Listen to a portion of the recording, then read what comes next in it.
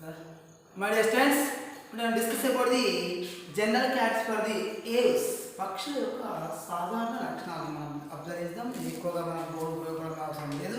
మీకు సాధారణంగా బర్డ్స్ అనగానే ఇలా ఇలా ఇలా ఎగురుకుంటూ పోతాయి. పక్షులు అనగానే ఇలా ఎగురుకుంటాయి. ఇక్కడ ఇలా ఇలా ఆకాశంలో ఎగిరే బర్డ్స్ కనిపిస్తూ ఉంటాయి. ఈ పక్షుల్ని మనం అబ్జర్వ్ చేసినట్లయితే సో ఇలా సాధారణంగా ఇలా ఇలా ఇలా పక్షుల్ని మనకు కనిపిస్తాయి. ఇట్లా సో పక్షులు అనేవి సో ఇక్కడ మనకు కనిపిస్తూ ఉంటాయి. సో ఇక్కడ మనం పక్షుల యొక్క లక్షణాన్ని మనం అబ్జర్వ్ చేస్తూ ఉంటాం. బర్డ్స్ ఏవ్స్ అంటే బర్డ్స్ అని తెలుసు. బర్డ్స్ అంటే మనం సాధారణంగా గాల్లో ఎగిరేటువంటి దివ్యమైన సరస్వపాలి పక్షుల్ని మనం అబ్జర్వ్ చేస్తూ ఉంటాం. సో ఇక్కడ పక్షుల్ని మనం అబ్జర్వ్ చేసినట్లయితే పక్షులు అనగానే ఒక అద్భుతమైనటువంటి ఆలోచన విధానం అనేది జీవ పరిణామంలో పించు పక్షులు అనేది చాలా అద్భుతంగా జీవ పరిణామానికి నాందిగా పలికిన జీవులు ఏంటంటే పించు పక్షులు.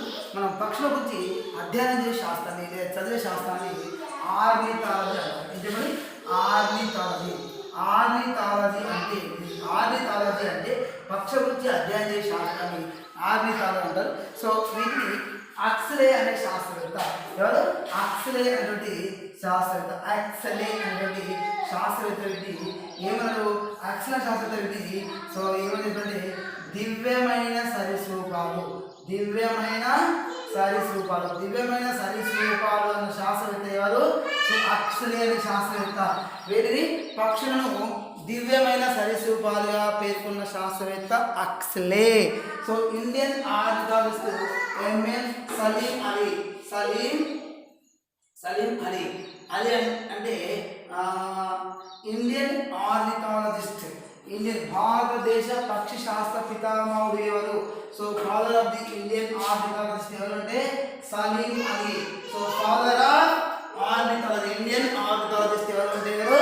సో సలీం అలీ అనేటువంటి శాస్త్రకారు. ఇక్కడ పక్షుని మనం అబ్జర్వ్ చేస్తే వీటిని గ్లోరిఫైడ్ అవి దివ్యమైన సరీసృపాలు. సో వీటిని గ్లోరిఫైడ్ రెప్టీలియా అంటారు.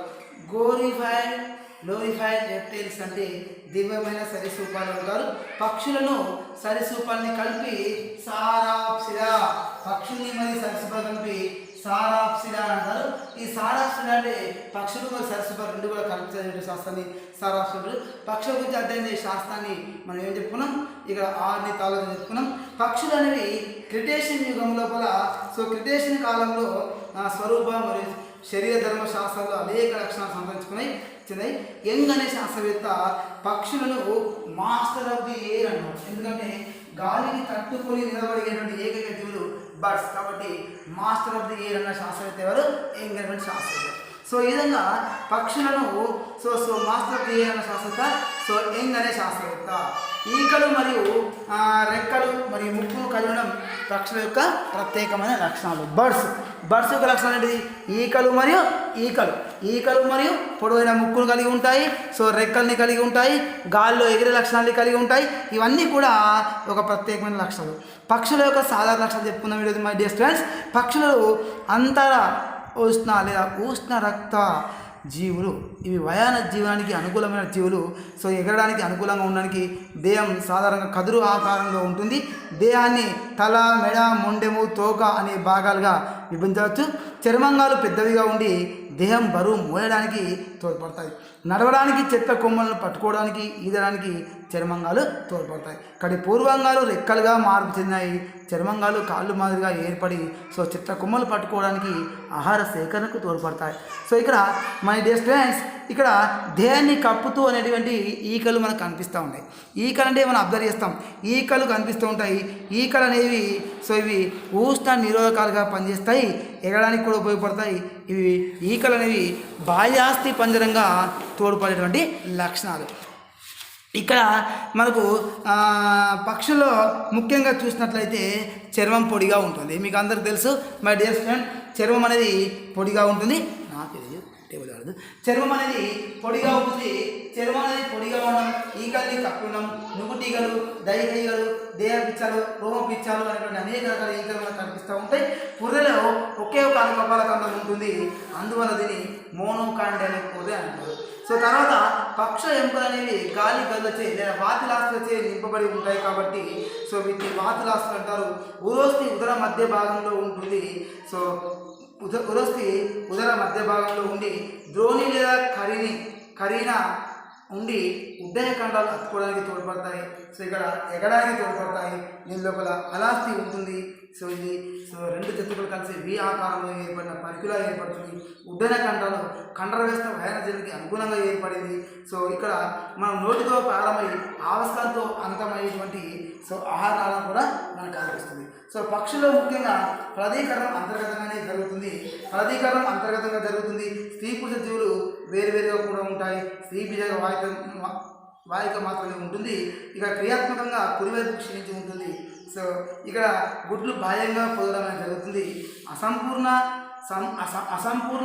పూర్ణ ఫలిత విడలం అనేది ఇక్కడ జరుగుతుంది. ఇక్కడ పిండ త్వచాలు ఏర్పడతాయి కాబట్టి ఉల్బధారణ అని చెప్పుకున్నాం. ఉల్బము కలిగి ఉంటుంది కాబట్టి ఉల్బధారణ అని చెప్పుకున్నాం. ఇక్కడ పక్షుల లోపల నాకు తెలుసు రెండు విభాగాలు కనిపిస్తాయి కదా, మీకు ఇంతకుముందు క్లాస్లో కూడా చెప్పిన పక్షుల లోపల రెండు లక్షణాలు మనకు కనిపిస్తాయి. ఒకటి రెండు విభాగాలు ఉంటాయి. ఒకటి ఆర్కియార్నిథిస్.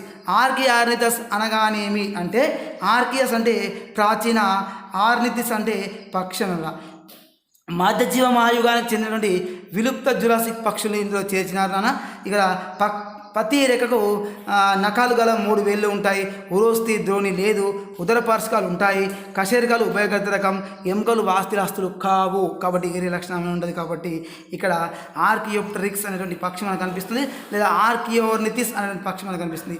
ఆర్కియోప్టెరిక్స్ పక్షి అనేది 4 మార్కుల మీకు క్వశ్చన్లో ఇంపార్టెంట్. ఇక్కడ పక్షులు సరీసృపాల గురించి పక్షులు సరీసృపాల నుండి ఉద్భవించాయని చెప్పడానికి నిదర్శనం ఆర్కియోప్టెరిక్స్ అనే పక్షి. దీన్ని భూమి మీద ఉద్భవించిన మొదటి పక్షిగా పరిగణిస్తారు. First land in birds of the only archaeopteryx. ఇది పక్షి అయినప్పటికీ అనేక సరీసృప లక్షణాలు కలిగి ఉంటుంది కాబట్టి సరీసృపాలకు పక్షులకు మధ్య సంధాన సేతు, connect link for the birds and రెప్టైల్స్కి మధ్య సంధాన సేతుగా ఉన్న జీవి ఏంటి చెప్పండి? ఆర్కియోప్టెరిక్స్. ఇక మీరు ఆర్కియోప్టెరిక్స్ని మనం ఒకసారి డయాగ్రామ్లో చూద్దాం. ఇక ఆర్కియోప్టెరిక్స్ డయాగ్రామ్ చూసినట్టయితే సో ఈ విధంగా రెక్కల్ని కలిగి ఉంటుంది. ఇది ఆర్కియోప్టెరిక్స్ అనేటువంటి సో మనకు కనిపిస్తుంది. ఇది పక్షులకు మరియు సరస్సులకు మధ్య సంధాన సేతుగా ఉంటుంది. ఇందులో రెక్కలు మరియు వేళ్ళను కలిగి ఉండి ముక్కు పొడుగా ఉంటుంది, నేత్రాలు ఉంటాయి, దంతాలు ఉంటాయి, నాసికాంతం ఉంటుంది, అల్లాక్స్ ఉంటుంది, తర్వాత నఖం ఉంటుంది, పుచ్చయిక ఉంటుంది, తోక ఉంటుంది, తర్వాత ఏముంటుంది దేహపు పొలుసులు ఉంటాయి, రెక్కలు వెడల్పుగా ఉంటాయి. సో ఈ విధంగా అనేకమైన లక్షణాలు మనకు కనిపిస్తూ ఉంటాయి. ఇక్కడ ముఖ్యంగా మనం తీసుకుంటే ఇందులోపల ఆర్కియోప్టెరిక్స్ లోపల మనము సరీసృపాల యొక్క లక్షణాలు అబ్జర్వ్ చేద్దాం. సరీసృపాల లక్షణాలు దవడల పైన సమదంత విన్యాస దంతాలు ఉంటాయి, తోక పొడుగా ఉంటుంది. సో బల్ల మాదిరిగా 20 స్వేచ్ఛ పుచ్చ కశేరికాలు ఉండి స్వేచ్ఛగా అన్ని వైపులా తిరిగేందుకు అవకాశంగా ఉన్నటువంటి జీవే మనకు ఆర్కియోప్టెరిక్స్. తర్వాత ఎముకలు వాతిలాస్తులు కావు, అంటే గాలి గదిల్చే నిండి ఉండవు కాబట్టి ఇవి సో ఇక్కడ ఎగడానికి తోడ్పడవు. సో ఉండవాసకాసు కశేరికాలు స్పినోడన్లాగా ఉభయగతకు చెందినవి, పొలుసులు ఉంటాయి, పూర్వంగా నఖాలు 3 వేలతో కూడి ఉంటాయి. సో సరీసృపాల యొక్క లక్షణాలు ఈగలు ఉండడం సరీసృపాల లక్షణాలు, పూర్వంగాలు రెక్కలుగా మార్పుతుంది కూడా సో ఇక్కడ సరీసృపాల లక్షణాలు. సో ముక్కును కలిగి ఉండడం కూడా కనిపిస్తుంది. వి ఆకార పరికిలా ఉంటుంది, ఉరోస్థికి ధ్వని ఉంటుంది. సో ఈ విధంగా పక్షుల యొక్క లక్షణాలు మనం తెలుసుకున్నాం. ఈ యొక్క వర్గీకరణలో రెండవ ఉపవిభాగం నియార్నిథిస్. సో నియార్నిథిస్ లోపల మనకు తెలుసు విలుప్తమైన సరీసృపాలు సజీవమైనటువంటి జురాసిక్ యుగాంతరం నవీన లక్షణాలను చేర్చినారు. విలుప్తమైన వాటిలో తప్ప మిగతా వాటిలో దంతాలని ఉండవు. ప్రతి రెక్క 3 నఖ రహిత వేళ్ళు ఉంటాయి. తోక పొట్టిగా అలస్తో అంతమవుతుంది. కశేరికాలు విషమగతగా చెందినవి. ఉదర పార్శ్కాలు ఉండవు. ఉపపార్శ్కాలు అంకుశకీతాలు ఉంటాయి. ఇక్కడ పుచ్చ కశేరికాలు 13 లేదా అంతకంటే ఎక్కువ ఉంటాయి. సో ఈ విధంగా మనకు కనిపిస్తూ ఉంటుంది. సో ఇక్కడ ఈ ఉపవిభాగం నియార్నిథిస్ సో సజీవమైనటువంటి జురాసిక్ యుగంలో ఉన్నటువంటి ఈ పక్షుల లోపల సో ఆది క్రమాలని ఒడంటోనేతే, ఇంపెన్నే, పేలియోనేత, నియోనేతే అనేటువంటి లక్షణాలు కనిపిస్తాయి. ఒడంటోనేతేలో ఉన్నతమైన క్రిటేషన్ యుగానికి చెందినటువంటి విలుప్తమైన సముద్ర పక్షులు రెక్కలు క్షీణించి ఉండేటువంటి దవడలపై దవడలపై చేపలు పట్టుకోవడానికి అనువుగా మార్పు దవడలు అభివృద్ధి చెందినాయి. సో ఉదాహరణ ఎస్పరార్నిత్ ఇక్తియోర్నిస్, ఆదిక్రమం ఇంపెన్ని. ఇందులో పెంగ్విన్ పక్షులు చేశారు. మీకు తెలుసు అద్భుతమైన పక్షులు పెంగ్విన్ పక్షులు. ఎగరలేని జలచర పక్షులు ఏంటంటే పెంగ్విన్, రెక్కలు తెడ్లాగా లిబ్బర్స్గా మార్పు చెందినాయి. ఇక్కడ ఆదిక్రమం ఫెలియోనేత. దీనిలో నడిచే పరిగెత్తే ఎగరలేని ఆధునిక పక్షుల్ని చేర్చడం జరిగింది. సో రెక్కలు క్షీణించి ఉంటాయి. ఈకలు అంతర్బంధిత సంవిధానం ఉంటుంది. ఈ విధంగా ఎగ్జాంపుల్ సో స్టుతియో క్యామిలిస్, ఆదికమ నియోనీతి. ఇందులో ఎగిరే ఆధునిక పక్షులను చేర్చారు. రెక్కలు బాగా అభివృద్ధి చెంది ఉంటాయి. ఈకల్లో అంతర్బంధిత విధానం ఉంటుంది. ఇక్కడ పెనుగంతి ఉంటుంది. సో ఇక్కడ మన పక్షుల యొక్క ముఖ్యమైన లక్షణాలు మనకు కనిపిస్తూ ఉంటాయి. ఈ విధంగా పక్షుల్లో మనం అబ్జర్వ్ చేసినట్టయితే, పక్షుల్లో లక్షణాలని మనం అబ్జర్వ్ చేసినట్టయితే సో పక్షులు గాల్లో ఎగిరే లక్షణాలని మనకు కలిగి ఉంటాయి. ఇక్కడ గాల్లో ఎగిరే పక్షులు మనకు సాధారణంగా ఎలా ఉంటాయి, పక్షులు అనగానే ఏమి అంటే చూడండి, బయట ఉన్నటువంటి వాతావరణంలో, ఆహ్లాదకరమైన వాతావరణంలో పక్షులు మనకు కనిపిస్తూ ఉంటాయి. సో ఇక్కడ పక్షులు, చెట్టు మీద ఉన్న పక్షుల్ని మనం అబ్జర్వ్ చేసినట్టయితే పక్షుల లోపల ముఖ్యంగా దివ్యమైన సరిసూపాలు అనేవి మనకు కనిపించింది. అక్సల్ అనే శాస్త్రవేత్తలు పక్షులు చూస్తూ ఉంటాం. బర్డ్స్, కొన్ని ప్రత్యేకమైన బర్డ్స్లో మనం అబ్జర్వ్ చేసినట్టయితే సో ఈ విధంగా ఉన్న బర్డ్స్ కూడా ఒక పక్షి కిందకి వస్తుంది. ఇక్కడ పక్షులలో మనం ముఖ్యంగా ఏం చెప్పుకోవచ్చు, పక్షుల్లో పెన్గంతి లేదా తైలగ్రంథి లేదా నూనె గ్రంథి లేదా యూరోపైల్ గ్రంథి అనేది తోక భాగంలో ఉండి ఈ తోక ఈకల్ని శుభ్రపరచుకోవడానికి తోడ్పడుతుంది. సో ఈ విధంగా తోక ఈకల్ని శుభ్రపరచుకోవడానికి తోడ్పడేటువంటి ప్రత్యేకమైన లక్షణాన్ని కలిగి ఉన్నదే సో పక్షులు అనమాట. పక్షులు వయోనజనానికి అనుగుణంగా ఇవి ఎలాంటి విన్యాసం అంటే సో ఇక్కడ దూర ప్రాంతాలకు వలస విన్యాసాన్ని కూడా కలిగి ఉంటాయి. వలస పోయే పక్షులు అనేవి కొన్ని రష్యా ప్రాంతం, దక్షిణ అమెరికా, ఇండియాకు ఇలా కొన్ని వేల కిలోమీటర్లు కూడా పక్షులు అనేవి మనకు వలస విధానాన్ని జరుపుతూ ఉంటాయి. ఈ విధంగా పక్షుల యొక్క లక్షణాన్ని మనం అబ్జర్వ్ చేసినట్టయితే పక్షులు అనేవి వలస లోపల ఒక నిలువు వరుసలు, అడ్డు వరుసలు ప్రయాణించి ఒక అద్భుతమైన విన్యాసాన్ని మనకు కనిపిస్తూ ఉంటాయి, మనం చూస్తూ ఉంటాం. ఇక్కడ పక్షుల్లో ఎగ్జాంపుల్ పావురం చూస్తాం. ఈ కొలంబా లీవియా అనేటువంటి సో పక్షి మనకు కనిపిస్తుంది. పక్షుల్లో మనం అబ్జర్వ్ చేసినట్టయితే ఒక పక్షిని మనం అబ్జర్వ్ చేస్తే ఈ విధంగా ఉంటుంది.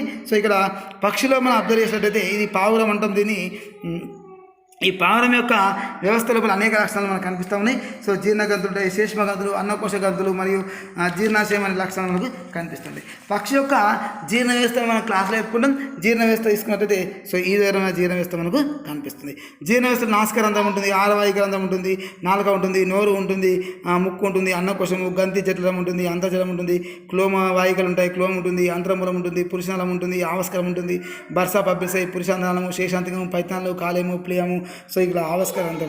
ఈ విధంగా పక్షుల యొక్క లక్షణాల్లో మేము ఇవన్నీ చూస్తూ ఉంటాం. సో పక్షుల లోపల శ్వాస వ్యవస్థ కూడా కనిపిస్తుంది. ఇక్కడ శ్వాస వ్యవస్థ లోపల పరవర వాయు కోశం మనకు కనిపిస్తుంది. ఈ విధంగా పక్షుల యొక్క లక్షణాలు మనకు అద్భుతంగా మనకు కనిపిస్తూ ఉన్నాయి. పక్షుల్లో కొన్ని క్వశ్చన్స్ మీకు వస్తాయి. పక్షుల్లో ఎగడానికి తోడ్పడేటువంటి నిర్మాణాలు ఏమంటే రెక్కలు. పూర్వంగాలు దేనిగా రూపాంతరం చెందంటే రెక్కలుగా రూపాంతరం చెందడం జరిగింది. పక్షుల గురించి అధ్యయనం చేసి చేస్తాని ఆర్నిథాలజీ అంటారు. సో ఇక్కడ ఇలా పక్షుల కూడా ముఖ్యంగా తీసుకుంటే సో ఇక్కడ అతి చిన్న పక్షి లేదా అతి చిన్న పక్షి ఏంటంటే హమ్మింగ్ బర్డ్. ఇక్కడ హమ్మింగ్ బర్డ్ అనేది అతి చిన్న పక్షిగా మనం పరిగణిస్తాం. సార్ మన భారతదేశపు జాతీయ పక్షి కూడా నెమ్మదిగా మనం చెప్పుకుంటాం. జాతీయ నిర్ణయ పక్షి శాస్త్రీయ నామం ఏంటంటే పావోకిస్టేటస్. ఈ పావోకిస్టేటస్ అనేది కూడా ఒక పక్షిలాగా మనం పరిగణిస్తాం. ఇక్కడ పక్షులన్నీ కూడా సో జీవ పరిణామానికి నాందిగా ఉంటాయి. సో నెమ్మది, సో మొగనేమి మనం చూసినట్లయితే ఇది పావోకిస్టేటస్గా పరిగణిస్తాం. సో ఈ విధంగా పక్షుల యొక్క సాధారణ లక్షణాలు మనం వర్గీకరణ చూస్తాం. కాబట్టి పక్షులు అనగానే మనకు గుర్తుకొస్తుంది. మళ్ళీ ఒకసారి చూడండి, పక్షులు అంటే యేసు వీటిని ఆశ్చర్య శాస్త్రవేత్త గ్లోరిఫైడ్ రెసిడెన్సీగా పరిగణించారు, దివ్యమైన సూపర్గా పరిగణించారు. యంగైన శాస్త్రవేత్త వీటిని మాస్టర్ ఆఫ్ ది ఇయర్గా పరిగణించడం జరిగింది. సో ఇక్కడ దివ్యమైన సరిసూపాలు ఆశ్చర్య శాస్త్రవేత్త చెప్పిండు. సో ఇండియన్ ఆర్నిథాలజిస్ట్ అంటే సలీం అలియన్ నుండి శాస్త్రవేత్త, ఇండియన్ ఆర్నిథాలజిస్ట్ సలీం అలియన్ నుండి శాస్త్రవేత్త, father of the birds, Indian పక్షి శాస్త్రవేత్త మనం పరిగణిస్తాం. పక్షులు గాల్లో ఎగడానికి అనుకూలమైనటువంటి రెక్కలను కలిగి ఉంటాయి, లైట్ వెయిట్ ఈగల్ని కలిగి ఉంటాయి, వాట్లాస్ని కలిగి ఉంటాయి, పరిపిలా ఉంటుంది, యూరోపైల్ కలిగి ఉంటుంది, తోక ఉంటుంది, కాళ్ళకు నకాలు గోళ్ళు కలిగి ఉంటుంది, కాళ్ళ దగ్గర పొలుసుల్ని కలిగి ఉంటాయి. సో ఇట్లా అనేక లక్షణాలు అనేవి మన పొలుసుల్లో మన పక్షుల్లో మనం అబ్జర్వ్ చేసినట్లయితే ఇవన్నీ లక్షణాలు మనకు కనిపిస్తాయి.